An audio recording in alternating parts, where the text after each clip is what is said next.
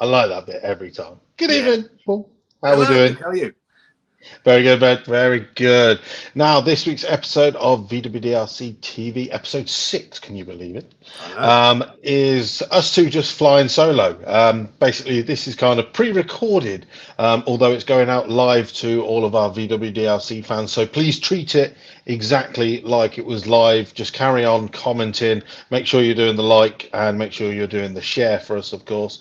But just as we're talking along, if there's something you want to mention, please do comment at the bottom there. Paul will probably be watching and maybe replying in the comments. Yeah, almost certainly. And I'll do when I can. Obviously, this is going out on Monday, the 21st of February. So happy anniversary to the wife. 18 years of marriage. 18. 18. That's good going. That is. Congratulations. Do you know what 18? Do you know what 18 was for a wedding present? Is it a wastegate? No. Porcelain. Porcelain.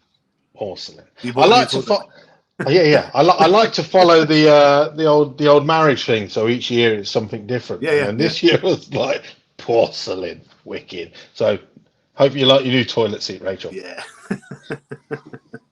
Anyway, so like I said, it's just going to be a show between me and Pirate. We didn't really want to have anyone else on, and it'd be unfair not to do it live. So this show is basically going to be a little bit more of get to know myself, Luke Stevenson, the chairman, and to get to know Paul Jackson, vice chairman. So yes, we got it. We know we always got to do it backwards. Now, of course, we'll start off with the usual stuff. This season is all about starting off with pre-season training on the 18th of March. We've got 3 rounds of VWDRC Heads Up, and we have 6 rounds of VWDRC Pro and Sportsman.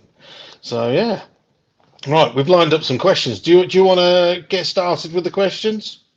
Should we ask you first? Yes. Yeah, go on then. You ask me first, and then I'll probably tennis bat it to you as well, and we'll see what we get, and hopefully some people will learn stuff about myself and yourself. Yeah, absolutely. Obviously, we all know you as Luke Stevenson, the chairman of the Volkswagen Drag Racing Club, and Mr. European front wheel drive, commentator at Santa Pod, driver of sex toy now. Sorry. Yeah. What about the man behind the scenes? What does he do for a living? His family life. What does he do outside drag racing? Nothing. I go to work now. Like most people, I go to work to pay for racing. It's quite simple. I drive a truck for a living, HGV driver, and literally I live my life around racing. I work for an agency, so it's different trucking places quite often. I'm there for a while, but then it will change. But basically, it enables me to be able to have as much time off as possible for all the racing rounds. So while a lot of people, you can get to struggle towards the end of the season needing days off, at least I can literally just go, I'm off that day. I'm off that day.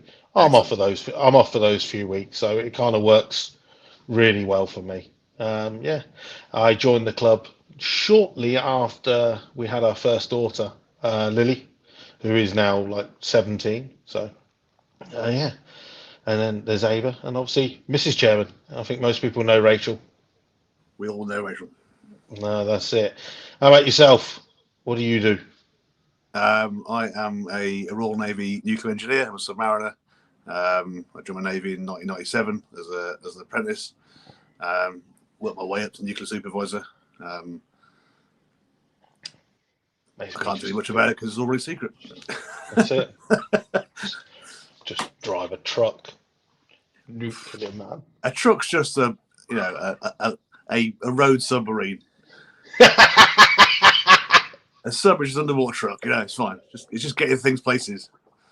Yours is witty mix. Ours is weapons. Doesn't matter. Yeah, that's it. But you do get to visit some wonderful places. We do, yeah. I've sort of been all over the world. Really enjoyed it. Got another 12 years to do, I think, and then I can retire and fully become race car. Nice, yes. And we get to travel because you are my travel companion for going to races around Europe. So we love going different places, and here's to many more. I have woken up in many hotel rooms with a naked Luke, which is fantastic. always a treat first thing in the morning. Unfortunately, you're not the first, so no. Got into Volkswagens like my entire life. My grandparents had. When I was like a kid, I'm in my 40s now. When I was a kid, we had like a square back and a 60s Beetles as like cars, just like dailies. They weren't like cool cars to have. It's just they were just regular cars, because they weren't that old. So I've grown up around Volkswagens. So obviously started reading things like Volksworld when I was a kid. I think I started following the DRC. I must have been about 13. I think it was Jolly Jim's notchback was the thing that first caught my eye, and I kind of followed it ever since. And then I joined in 2009, I think. Bought a Mark 1 Golf. They went to sea for a year. didn't touch it. And yeah, been there ever since in a few cars, and obviously now on the committee doing bits and bobs with the Looper. Nice. Now I've been going Santa Pod since I was like 3. My uncle had a Dodge Charger. We used to live in like Dartford area in Kent, and it was a Dodge Charger he took out on the road, and we'd always go out, and he'd just drive like a loon, and you'd just be like, this car sounds awesome. And then he used to take it to Santa Pod, and I think Mum and Dad just used to go along with him and get into it. And yeah, so I've been going to Santa Pod since I was 3. So I was there to see like Sammy Miller put in the world record pass. Although I don't remember it, I just see videos of it and go, yeah, I was there though. I got all the cool I was there, but yeah, and then we had a bit of a hiatus from Santa Pod when I was at school. And then as soon as I got a car, 17, straight back to Santa Pod. And I've been going ever since, like, religiously. And yeah, that's kind of... And watching the VWDRC, obviously, my first car was a Beetle, a 1302S that I got out of a scrapyard, because, it's the best place to buy a car. Is Absolutely. A scrapyard. Yeah. So, there's a reason it's in the scrapyard. There's nothing wrong with this. And I found that out when it came to doing the heater channels. Yes, because they weren't there. Yeah, they weren't there. That was a full. So, but I think that car ended up going back to the. I paid him £350. It sat in my garage for probably a year, and then I took it back there. He was like, "Thank you very much." Excellent. You just had a loan, basically. Yeah, essentially. But I learned a few bits and bobs, and I had a few air-cooled Beetles from there. But I think one of the obvious ones was the Bugster. I loved that. That was like my first proper race Beetle that we saw. At the time, I'd be buying like Total VW. So I remember seeing cars like Russ Fellows. His car when it was purple at the time. Yes. And that was like super quick. And there was one of the cars that used to be in the VWDRC. Maybe some people that have been in the club a long time that remember, but he called it a 1304. I don't know if you ever remember it. I'm sure it was like a 1303, and he probably just had a Type 4 engine in it or something like that. That does But ring a bell. it was like a light blue color, if I remember, but it was really tidy and used to run in the VWDRC. That I does can't ring a remember bell. the name of it, but it was a It's lovely been car anyway. it's been nice seeing John Brewster back in the club, because I remember, like, you know, I had a picture of John Brewster's Street Leaflet on my wall as a kid, you know. Yeah, that's it. And then next thing you know, I'm talking to him in the pits. It's brilliant, you know. I love stuff like that. It's yeah. I mean, John's obviously been in and out of the club for a very long time, hasn't he? So Yeah, that's it. And hopefully there's a few more coming back this year as we kind of roll into our 35th anniversary. Again, COVID, thank you very much. You've been an arse, but you also have brought in a number of old members to come back and ignite that fire again. So I'm looking forward to seeing all of these new members and basically learning the stories. One of the things we announced last week, of course, was the brand new elapsed times that we're going to bring out at Easter for everyone to get. Now, this thing is kind of like barrel rolled. Where Abby's sending out emails to previous racers, previous chairmans, just for a few words on the club. Maybe what's your favourite memory of when you were a chairman and stuff like that. And everyone is literally replying, going, yeah, sure, I'll do it. And they're putting it together. A lot of stuff coming in. Yeah. So what we started off was like, if you had a 70-page magazine, it'll be like your usual magazine size with a staple. But if you go like 76 to 100, we can do like the hardback with the crease and stuff like that. This is like going to be a nice like anniversary keep and collect sort of, you know, thing to have for a long time, isn't it? That's it. And speaking to Abby yesterday, and looking at like the previews, it's really coming together. So I'm excited to see that, and hopefully it's going to be something that we can do every year, not only for us to keep records and for memorabilia, but also for the fans. Like I said, we've got like 250 members. We're going to get about 1,000 printed out. So that's like 750 we're going to be giving out to, obviously, we'll give some out to our club sponsors. Hopefully they'll keep them in their shop reception. We'll give some to Santa Pod. But the main thing is, like, people are going to be at Festival of Power and other meetings. We're going to be giving out some. So hopefully they're going to fill them out as well. And they'll generally get to learn a lot more about our races. Yeah, I've been putting together a few little articles for it, as have other members of the committee. Something I quite like doing on the side. I've done a few like magazine articles for different magazines, which I've enjoyed doing. It was nice to get a little bit in Volksworld, having read that for years. You know, it's kind of I was really chuffed with that. That was nice. Well, you get it and you're like, I wrote this. Look, my name. Yeah, I've got a few bits in PVW, so it's nice. It's nice to sort of see what you've done in print. You know, it makes it like, feel pretty worthwhile. That's it. Right. So obviously, when you started racing, you didn't actually have a car. No,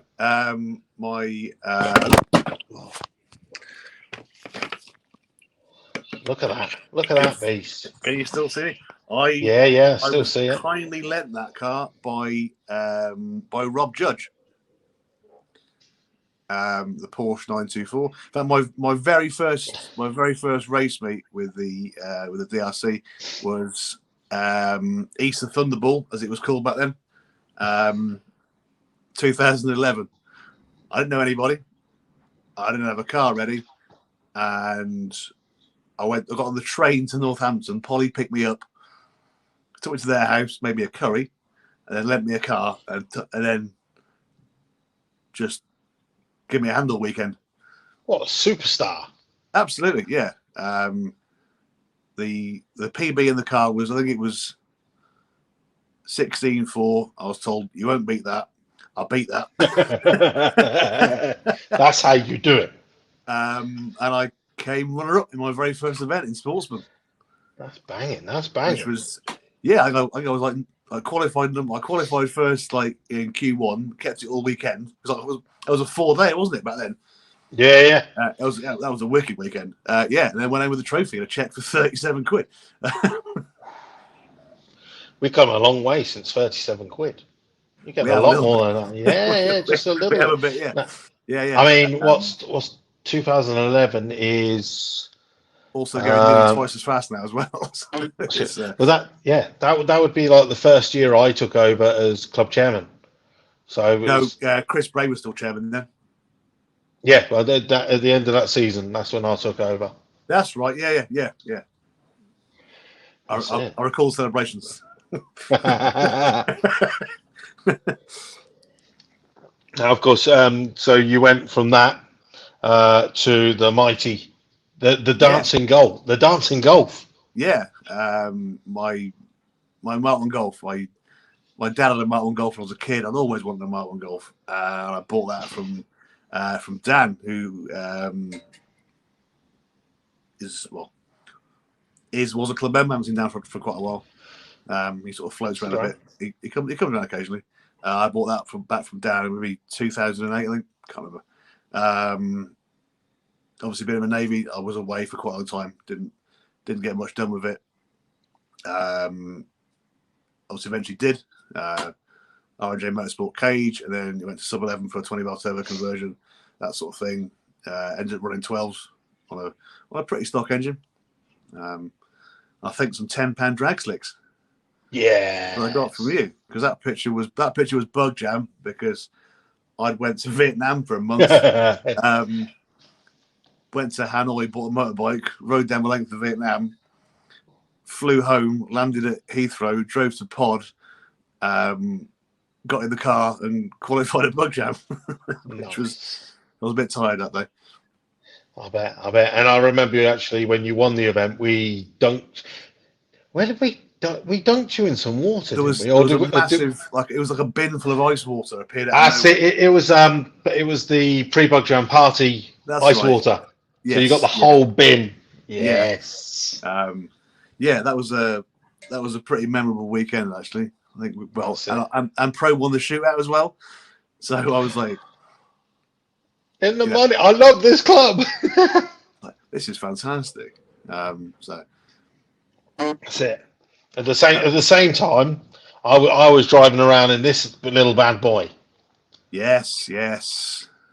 So obviously, in case you didn't know, I started with the club. Explain how you got your nickname.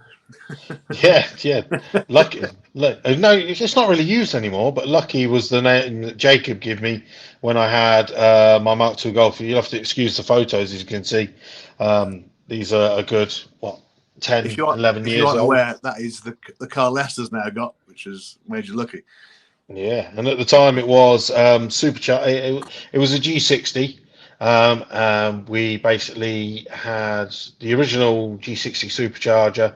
It sounded awesome. Unfortunately, this is pre-videos, so I've got no videos of when I had the stock charger on, which I remember just sounded awesome. Then we changed it over to the Barnbrenner screw charger, which was just sounded even more mental. I love that. The world's smallest pulley. I wonder why it kept blowing up. No. Most of the time, I was on the 18 psi pulley. It wasn't until I put. Hang on, sorry, I've got to apologise. I've had a notification and it's just buzzed my phone off the off the top, and now I can't find the tab. Where am I? Well, that's annoying. Oh.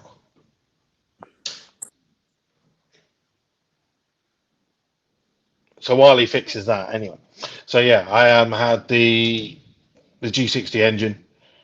This is the only photo I could find of it. Unfortunately, I haven't really got many because most of the photos were in Photo Bucket, which sadly is now completely gone because you had to pay for that stuff.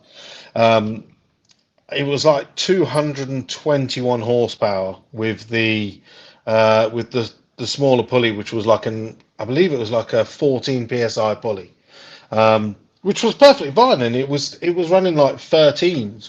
I was one of the people that originally, when someone said you want to put some slicks on there, bought some circuit slicks because they were cheap. Ooh. See, you got to remember this was like. At the time, 2007, 2008. There was front-wheel drive races, but in the National Drag Racing Championships, you had like Jacob, Chris Bray, who wasn't running slicks. Jacob was on treads. It was probably only really James Hodgson back then, wasn't it? No. This is pre-Hodson. This is. Pre-Hodgson. Yeah, this is pre-Hodson. Hodson would be doing Run What You Brungs at GTI Festival, and then you had like the Nova Blaze in Sportsman ET and stuff like that. But there really wasn't that many front-wheel drive cars in it. I think like probably maybe a year later we managed to we nagged Hodson for years, me and Jacob, because it was basically Jacob who got me into racing with the VWDRC because I'd be doing the Run What You Brung at Bug Jam, Big Bang. And that's where I'd see Jacob every time. I lined up with him with his old Mark II, which used to have like a little 16. Even to this day, if you look at the front of the Jetta, it has a 16 valve badge on the front, and that's he'll have to explain it, but he could put you could put it in the comments, but it's I don't think it's a dedication to someone. But it's off someone's cut. There's a story behind it anyway. But obviously, I lined up against him in the pairing lanes. Was like, I'm gonna race you. I've got a 13-second car. We're all good here. And then he went. Well, he ran 12s. And at the time, there wasn't really. This was like I said. There wasn't that many quick cars. You had Hodson was like running 11s. There was Mark Guns running 11s, and then Carl Ellis when his Mark II was orange. He'd be running like low 11s. He was like the king at the time. And then Andy Waite had the rally that was running low times as well. So I mean, it's amazing how quick things have gone on. Also, while I'm talking about it, I'm like, I had a 13-second car. Now I'd be like, okay, we can do that with a stock car. But at the time, it was good. It was good. My Mark 1, I think, was the quickest one in the country at the time. 10 years ago. It's crazy, isn't it? No, that's it. That's it. Times just flew by. And then I changed the paintwork on my car in 2011. I think it was 2011. So thinking about it, my car might have been, I can't remember if it, no, that was like one of my middle years. So I think I might have been in my Mark III Golf at that point. I had a Mark III VR6, so it might have been in one of the transition phases when I was running that. Or you said 2011, didn't you? You had the. So by 2011, I'd your goal killed the motor for that big photo shoot in PBW. Yes, it was. Yeah. Okay, so Bug Jam, I'd already killed it in 2011. Because Luke does love a 20 valve turbo. As much as he protests about them, he spent half a mortgage on a 20 valve turbo once. Yeah. This is where I found the hate for them. But I wish I'd had them to hand that sequence of pictures of getting the major in at the back of Votie's van. Yes. But it wasn't like a full length car ramp. It was literally like a 6-foot regular pallet tail lift. So we gently pulled the car at the back of it, and there's about 4 or 5 of us holding the back up and wheeled it out and put the front wheels on the lift and lowered it down very carefully. It was a good way of loading it. And let's be honest, in 10 years' time, nothing's changed. I'm loading it exactly the same, except for we haven't got a ramp anymore. It's just really long now. So when we broke the 20 valve, remember the 16 valve on carbs? Yes, I do indeed. Yeah, yes. That worked pretty well for a setup that cost me £350 for everything. That was not a bad little setup, was it? It got you going. Yeah. But I mean, that's what it was about. I mean, essentially, I'd spent a load of money on this 20 valve. It broke, and I needed something. I wanted to be racing, so that picked that up, put it in the car, did a whole season. Actually, if I remember correct, I think I come second in the championship with that. Yeah, you did quite well with that, didn't you? Yeah, it went pretty well. I mean, it wasn't it was like 14 seconds, but there was no issues with it. I remember when we put the engine in for European finals, and we were going to put the night. We'd never run the engine, and I was in Pro ET, and so I had to run 1199. So we were literally just going to put nitrous on it and just send it and see what had happened. But that was the weekend when me and both sat in the caravan for 5 days straight, and it just rained for 5 days. And all everyone did was unloaded their cars off the trailer, sat in the rain, loaded it back up, went home. That was the best weekend. No, it was tough because it was obviously just there was myself and Vos, there was Paul Herbert, and at the time there was Steve Parfitt when he had his Beetle. Yeah. Steve and Herbie nipped off to IKEA in Milton Keynes and just left me and Vos to get drunk in the day. So obviously by the time they come back, yeah, it was done and dusted. So yeah, that's it with the Mark II Golf, and then no, we put in the mighty VR6. Yes. That's kind of where the beast started. So we put the VR6 in 2013, and I come second in the championship with that. I did win the APRI shaky championship with it, but I lost. I went into the national finals leading the championship and lost in, if I believe, I was racing Jason Unslow, and we faced each other in the final at the national finals for the championship, and Jason beat me, so I become second that year. So yeah, that's kind of, and that's where the Mark II. That's where the Mark II ended. Charlie Wildridge won it. He bought it. Sorry. Yes. Disappeared for a few years, and then Leicester bought it and is now made it look badass now. 4-wheel drive. Was he 2.8, 24 valve turbo? It's going to be fast. Yeah, I think for 4-wheel drive is the future, which is why I didn't chop the Mark I up. No. And ended up with a Lupo. How long ago did you buy the Lupo? Because I like to claim on that because I went, Paul, you need to buy this, and you went, yes, I do. Well, yeah, I'd done the 2013 season. 2014, I was on my nuclear course and away at sea qualifying, as well as 15. So I was sort of out of the game for about 18 months, not been here. I was looking to forward drive the Mark I, and I was like, I was a bit on the fence about it because I don't like cutting up nice old classic cars. And then when, well, yeah, not too much anyway. But yeah, when Sambo had the Loop up for sale as a roller, I was like, well, that's that problem solved, isn't it? I kind of decided 4-wheel drive was the way ahead, which I still think is the case. Well, yeah. But yeah, I saw that for sale. Sambo did me a great deal. I bought it.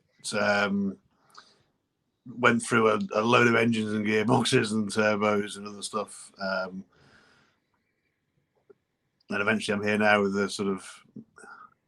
How did that become, though? Because you were a stern believer of small turbo is king. Well, I had a GT30 on... how did you get that? Stock CC 20 valve. Which I built, and it must have spanned something on startup because it just locked up straight away. Like, oh, really? Went back to see it again. Didn't have time. Left the garage a bit. Came back. Sarah, my girlfriend, she had an Audi A3 Sport, which fell the MOT on a couple of bits and bobs, so it was sort of like beyond economical repair. So I pulled the 20 valve out of that with the 4-wheel drive bits and bobs, shoved that back in the Lupo, brought it down to GTI Fest. Did one absolutely spanking sideways launch and then broke the motor. So having brought it all the way down from Scotland. So that went. Bought a Cy Crowley's old bottom end out of his Mark I. I bought that, I was getting some head work done, and I got a message from Cy about, do you want to buy the head as well with a few bits and bobs? And I was like, hell yeah. So I got that in the car with a little hybrid setup, which was great. Could I get that mapped? Hell no. No one would touch it. Nobody would touch it. So what you got, mate? A Lupo, what's in it? 20.5 turbo, yeah? What is it? BBT K250. Anything else? Yeah, it's got a full ATL fuel like cell setup, fully forged, fully built, everything. They're like, huh? No, what sort of setup's this? Like, no one would touch it. I got so frustrated with it. It just went everywhere. People wouldn't touch it. I shan't name names, but I had a few issues. I almost sold it. I was so sick of like seeing the thing and never getting it done. And then eventually it ended up going to Blackpool. It was the first time I spoke to Chris Rollins, and he has been tuning the car ever since, because there was a few snags of it. And I'd entered Bug Jam with no car, and Bruce Collins had very kindly lent me his daily driver Mark V GTI, which I sort of picked up and driven to the pits. And it was more of a, I'm going to Bug Jam just because it's Bug Jam. I see my mates enjoy myself on a barbecue, drink some beer. You know, I'll put in a couple of qualifiers and see how we get on. In a borrowed car, and I got woken up in the morning after the Bug Jam party, so I was feeling a little bit Yes. a little bit Getting you out of bed was so hard. Oh no, Paul, no, you've got to come and see. Chris is here. I'll see him in a bit. Eventually I got up, and Chris was like, just give me a hand and get the car out of the trailer. I was like, haven't you got a tilty trailer? You got a handful. Just tilt it and take the handbrake off. And the back door opened, and there was the Lupo with, it was you, Ed, and Jacob in the back. Yeah. As well. It was hot. Yeah. That's it. We'd pre-arranged with Chris for him to have it done and deliver it. Yeah. As a surprise. That was amazing. So like my interest in Bug Jam went up like about 1 million times immediately. That's it. And yeah, even with a little turbo, no gas on some circuit slicks, it was like just 13.1, 13.1, 13.1, 13.1. It was just wicked. So I ran that for a couple of years. Andy Vose tricked me into buying a big turbo after a beer. I don't think he tricked you, did he? Technically, you left your phone unsupervised in the pub. No. We messaged Dan Malton and said, I'm interested in this, and we left you to finish it. And you did the setup, didn't you, on a napkin in the bar? You got to measure things, didn't you? So yeah, I bought Dan's old turbo and wastegate bits and bobs, and that sort of sat in a box in the garage for a bit, and then the plan was to get the big turbo set up on while we were away on drag week. So I give it all car back up to Blackpool. Chris was going to pop the big turbo on, and then map it. And he made like 575 brake, I think, on some stock cams. No gas. Bought it national finals and broke the gearbox immediately. So I was like, fuck. So but it wasn't really a broken gearbox. It was just it was a selector. But obviously it's game over in it. So that was it. So built. I didn't do it. I worked out some gear ratios, bought some stuff, and Sambo did a crown wheel change for me, and he went off to I forget the name of the place just to get all reshimmed and back together. So I kind of custom hybrid petrol diesel box with the right ratios, and Sam fitted a fourth gear support as well. Got the name of the new CG clutch, and that was all good to go for drag days. Drag days Mark 1 in the sort of height of COVID. The plan was just to sort of keep start off very low boost, pretty much waste games, build it up. And the plan was to try and get that get that 10-second car that at drag days. Unfortunately, it was I'm going to put it down to some lack of experience with running the 85 and the general temperatures and trying to push the car too hard. Span a shell, but span it hard as well. Took out some valves, took out the crank, all sorts. So I was so cross with it, I drove it back onto the trailer knocking. You're dead. I'm not pushing you. Yeah, that's it. I'm not pushing a broken car anymore. That's it. That was a little bit unfortunate.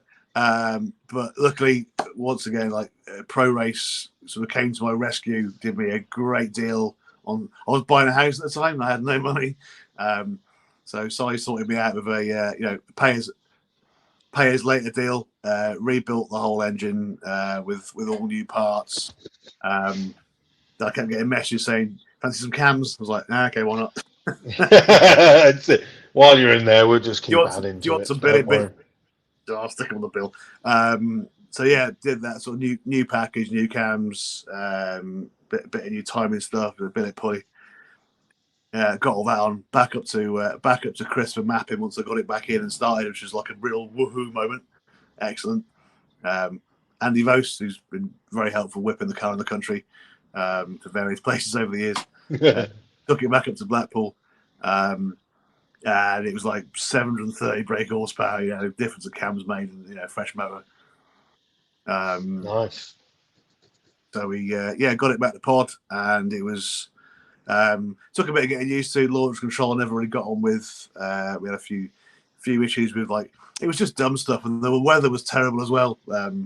Last year we kept getting, every round was just like we're getting like one qualifier in, and then eventually it just come good, and it was like It did.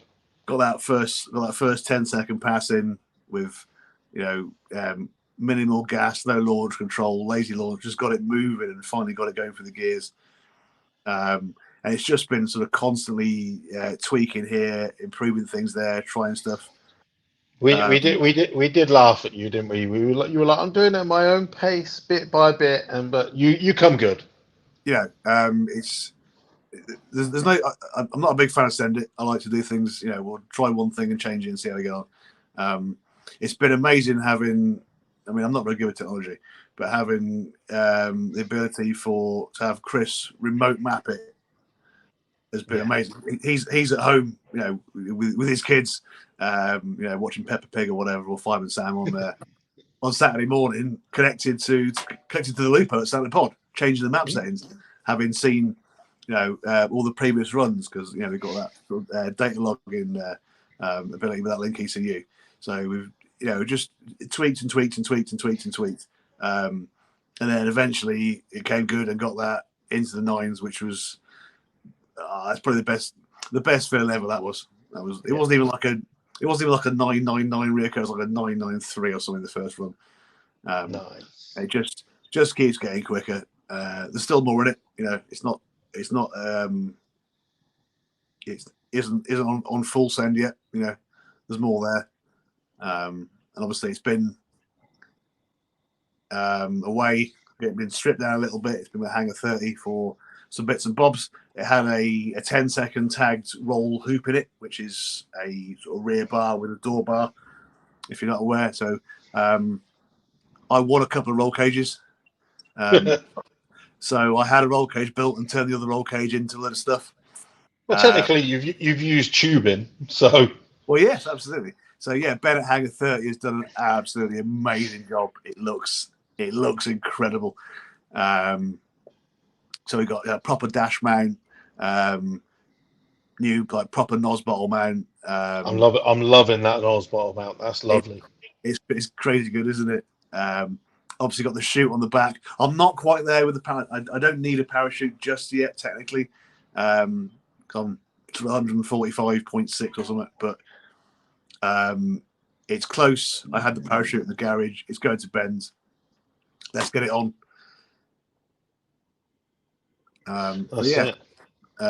It's off to WRP with Bruce, after club sponsor, good friend of ours, Drag Week travel buddy, an all-round good guy. And Bruce is going to do a bit of little bit of paint work on the interior. No, that's it. It's going to be looking awesome. Yeah, it's a cool car. I'll enjoy looking at the back of it for like 2 seconds. That's absolutely fine. I don't mind. Enjoy getting your tattoo. Enjoy getting my tattoo. Well, we'll see. 22nd of November is booked. For those of you who aren't aware, there was a few bets and forfeits made and discussed at the AGM after a couple of light ales. Some people are sticking to theirs because they're good guys. Some people are wimping out immediately. But myself and Luke have got a little bet for this season. Doesn't matter which round it's at, which event, as long as it's complete event of the year. I'm going to run 9.48, and Luke's got to run 8.88. The person that doesn't achieve their ET is getting a tattoo. Oh, that's gonna be well. You just mix in amongst yours. You won't even notice. I'm not so worried because you know me. I'm pretty much covered. Luke, this will be Luke's very first tattoo. Virgin skin. So he's we'll see what happens. I think it's. I can't even call it, to be honest with you, because obviously the rail is more than capable. I mean, that car's done sevens before. But also, I think the loop's got it in it as well, because it's not a huge amount. I mean, I've done a 9.7. I've only got to trim a couple of tenths off, which I'm reasonably confident can be achieved. So. That's it. Oh, well. We'll see. So that's something for you to kind of keep an eye on in 2022 and see what happens between mine and his tattoo challenge. Now we'll scroll back a bit there because you got the Lupo and you fast forwarded past the sex bug moment, obviously, between Lee Brown and Ross Brown and myself. Obviously, we built Project 13, which turned into Project 12. Many of you may recognise it. We've seen it a couple of weeks ago when we had Lawrence Clark with the lightning bug on here. He eventually bought it off Nathan Cousins, but this is when we built the car, raced it. This photo was taken in Germany at Das Drag Days at Bitburg. I took it out there for a bit of fun to run 12s, and I thought I'd upload this just so Lawrence can see. As you can see there, that's the personal best. Look, 166.60 foot for a stock VR6 with a little bit of gas. 12.20 at 108 miles an hour. So I said the other week I'd dig out the timing ticket for him for that. Then what? I think then I may have had a season off. The thing is, being the chairman, you kind of, although I'm not racing, I've never missed a race meeting in over 10 years. I have to be at every race meeting no matter what, just as chairman. So I'll end up doing videos. I'll be up in the tower doing the commentary. It's kind of how I started doing the commentary at Santapod, was because I did the colour commentary for VWDRC. So if I'm not racing, I'm taking photos, taking videos, pushing Paul's Meteorite down the pairing lanes. Then, what was it? COVID Cup year. Carl Goldsmith very kindly, you see here, you can see driver and crew member here. This is how it works. Be sitting down telling Carl, make my car work. And of the few people that did get to drive the loaner, I was the quickest, as you can see, with a 10.80 and 131. Jacob just keeps complaining that he only got a couple of runs in and didn't get as many runs as me. I mean, it's not my fault. It's not my fault. He couldn't win races. He's full of excuses. That's it. Mr. 975. What's that about? That's it. As you can see here, it was like this was the final of the COVID Cup when I was actually doing commentary in the tower, but I had to run my final against James Hodson. So I'm in the tower, dressed, ready to go, giving it all that, and then jumping in the car, and then lost my race. And then the commentary was bad mood for the rest of the day. It was like, you're either going to get really good commentary or just a miserable ass commentator. It's like, yeah, and obviously I had to watch James race for the rest of the weekend, so I'm like, there's James Hodson. Boo. Boo. I think most people got it though, so they knew I was joking. And then it was last year, wasn't it? We finally finished the sex toy. So as most people saw, squeezing my fat ass into this car has been quite amusing. I think for as long as I've known you, mate. Yeah. I mean, I think over the years we've all done bits and bobs here and there, haven't we? Doing you know, It's one of those. This, that, and the other. We've all, yeah, it was great. It was like seeing it, like, even just when that first started was good. Yeah. Well, I mean, when I first went to buy that, I actually went to buy Cool Runnings, which is the outrage car. yes. And then obviously it was Ken Blomer's got it. Ken Blomer got it, maybe not got it. It might have gone to the new owner now. But I went to buy that, and then the deal fell through. And then I had the money in my pocket, and literally Simon, Jacob's brother, messaged me and was like, "Luke, do you want to buy the dragster?" I was like, "Hell yeah!" But at that point, I was like, "Right, this is going to take more money than I can afford." So it literally sat down the side of the house for 3 years in the trailer, and I was like, "I'll get to that when I can." But no, yeah. Although it was a lot slimmer when I bought it. That's the only downside. But yeah, it's nice. I mean, it's been good to see it. You know, well, one, actually being at the track and getting around, and secondly, actually competing well and putting the numbers out as well. So that's it. So setup's looking pretty good now. Obviously, Lee Brown did a lot of the fab work on this. Still got a few more bits to do over the winter. As you can see from these two photos here, we started off the season with the radiator at the back. Had an issue where it basically popped a hose off and put coolant all underneath the tyres. And at that point, some of the guys at the main event were like, just run it without coolant. And so we did. I mean, as Vo said to me yesterday, he was like, to be honest, I thought it was going to kill it. And it's been fine. I mean, running the methanol helps. But, you know, it's going good so far. So here's to this season. And we'll see how quick it goes. It's going to be amazing, I think. I'm really excited for it. No, that's it. And then, of course, we have the mighty, the one we own together. We do, yes. I'm not sure how to describe it. Our spare of the moment buy. Which we've definitely finished. Definitely. It looks lovely. No, this is called TUS, which is short for the Unicorn Solution. Obviously, we had a couple of unicorn cars that weren't getting finished, so we thought we'd solve the problem by having we'll get this finished in a couple of weeks car. All we've got to do is bag an engine in it. So we bought that in 2018, 17. Something like that. And that's had an engine in it, and it's come back out of it. And then we cut the front off of it, and then Bruce welded it back up again and painted it.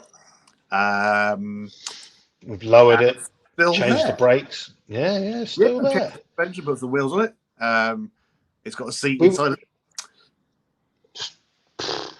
It's currently got a lovely Mark II interior in it. It's the storage space. Well, yeah, it's a really tidy Mark V GTI rolling shell with smaller brakes for drag racing and an 8.5 cage. You know, it's it looks nice.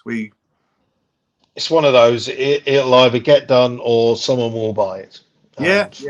If someone wants to buy it, they can contact us. If not, it'll just sit there. We will finish it one day. It's not in the way. It's in the dry. It's stored. There's nothing on it. There's nothing on it to rot away. So it's all good. That's it. Now, obviously, last season I found some of the photos when I was looking. Obviously, our first testing. I remember this. Yes. When we snapped the camshaft, which was basically, I didn't have the plastic cam chain guide in there. I over-revved the car, and at that point, I'm assuming the cam chain just overlapped itself, and at some point just clicked and snapped it. Other than, we melted a piston last year, but that's more about just learning the fueling setup, and I was really lucky as it was just a little lip on the piston. So we took that engine out and put the mill special in, and the mill actually no, we did torch the head on that first run. That was when the coolant went out and when we took the radiator off, and after that it's been good. It's been getting quicker and quicker. I broke the rear axle, so Gordon Matuna from Street Races has been turning it up little bit, and then to the point where we were almost running as quick as before we broke the rear axle to after. So I'm hoping once I got that rear axle fixed, come test day, that tattoo is yours, sir. I want to have it. That's it. That's it. And then we, because Vos was down this weekend, we were discussing. We've got the block where we've got the melted piston, so we just got another stock VR6 piston to drop in. We're gonna concrete that block, and then because I spent all this money on it, I'm gonna put the beautiful head from the Car Kitchen Club sponsors that did for us, which is basically a big valve head. It's got 285 cams, uprated springs. It's basically the dog's bollocks of a VR6 head.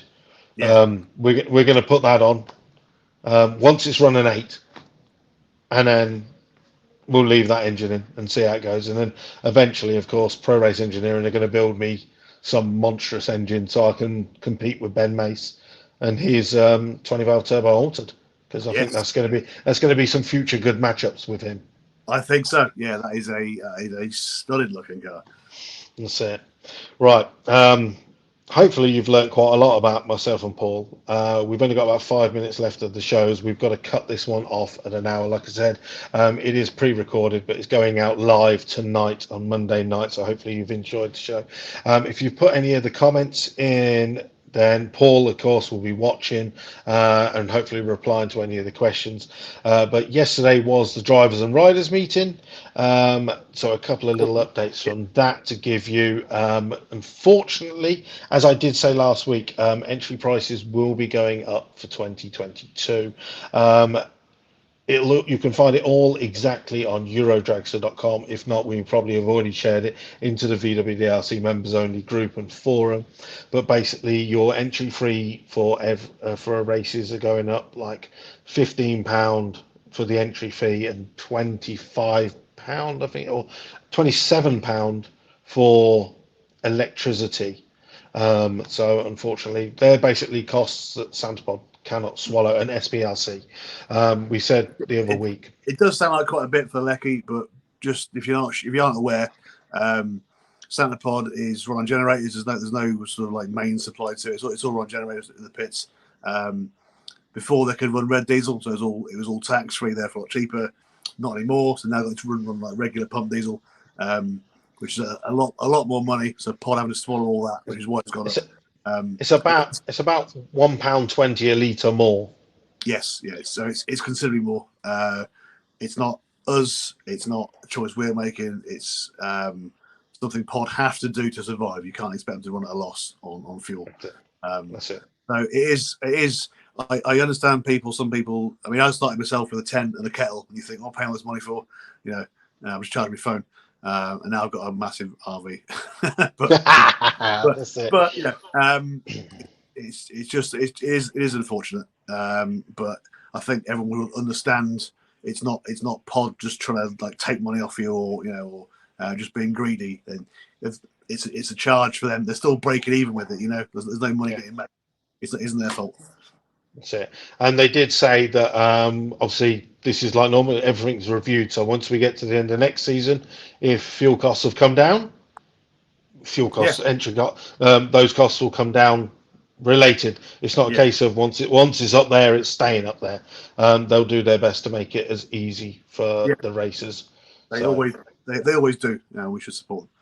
That's it. There is, as usual, as what happens every year, there is a 2% increase in prize funds as well. So there is some good news. Yeah. So people just win more. That's all you got to do. No, that's it. That's it. And if you're going to win and you're going to win races, we have got an amazing prize fund. As you know, we're giving away around about over £20,000 worth of prize money in the VWDRC this year. So you got to be in it to win it. Now a quick one, of course, pre-season training day is now open to non-VWDRC members. So if you are watching this and you're not a VWDRC member, you can now enter our pre-season training day, exactly the same price, £75, and it's £10 for crew members. There is also our Drag Days event, which of course is June the 9th and 10th.